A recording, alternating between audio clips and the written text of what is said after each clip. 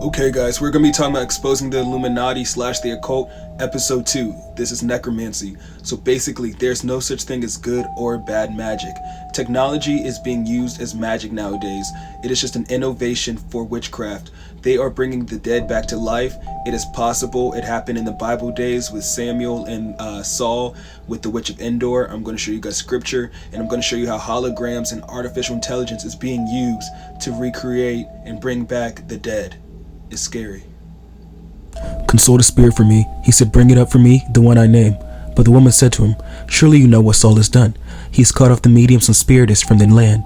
What have you set a trap for my life to bring about my death? Saul swore to her by the Lord, as surely as the Lord lives, you will not be punished for this. Then the woman asked, whom shall I bring up for you? Bring him Samuel, he said. A spiritist or a medium is nothing but a necromancer or a witch.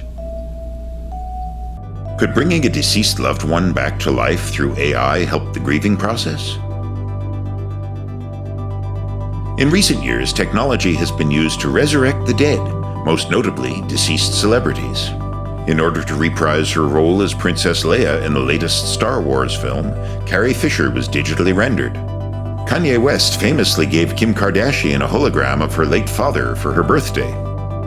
Be Right Back, an episode from the Netflix sci-fi series Black Mirror, told a prescient tale about AI bringing the dead back to life. A lonely, bereaved Martha reconnects with her late lover after learning about a new service that allows people to communicate with the deceased.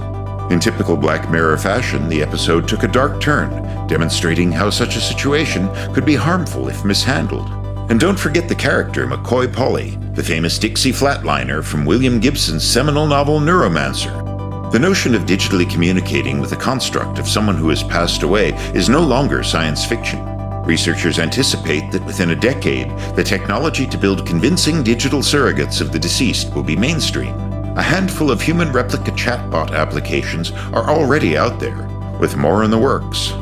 People are sharing more of themselves online, and it is now possible to build a pretty accurate chatbot based purely on their digital footprints. An AI algorithm uses the digital archive a person has left behind to create a chatbot of the deceased. Emails, texts, tweets, and even Snapchats.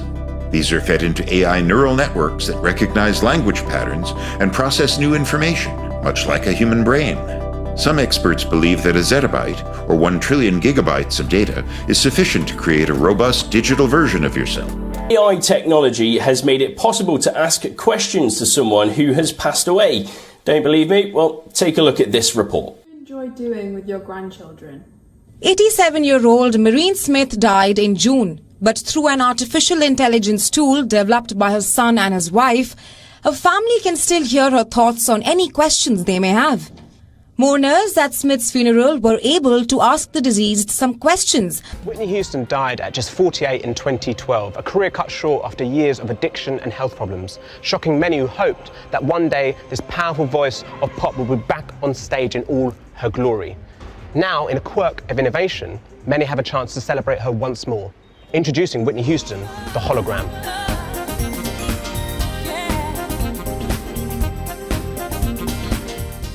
This hologram is not just performing here in Sheffield, it's being taken to 11 other cities in the UK and is touring Europe.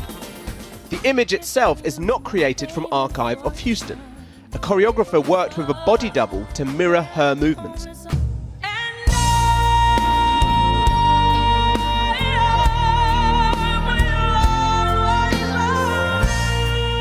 This tour has the support of the late singer's family.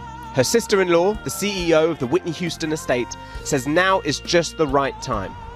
Yet it is only 8 years since Houston was found dead in a bath in a Los Angeles hotel. Patient care bay. This is where we have all our patients stored, currently 199 humans, plus almost 100 pets. So they're not really dead, they're just legally dead. They're not biologically dead, obviously, because you can donate all kinds of organs that are still viable and keep other people alive. It just means that something critical has failed that we can't fix today. We come at the stage where doctors today have given up, where today's medicine and technology is not sufficient to keep you going, but we're saying instead of just disposing of the patient, give them to us, we're going to stabilize them, stop them getting worse, and hold them for as long as it takes for technology to catch up and allow them to come back to life and continue living.